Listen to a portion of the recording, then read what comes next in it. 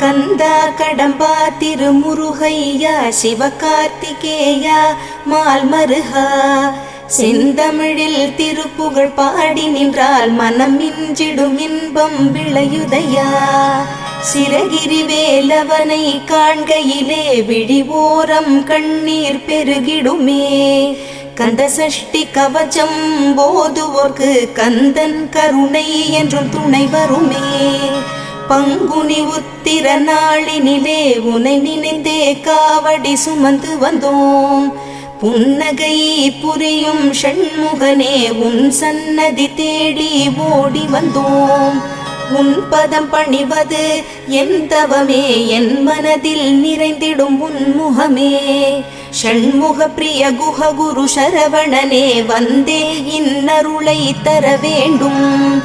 தென்பழனி மலையில் ஆண்டி முகம் சென்னிமலை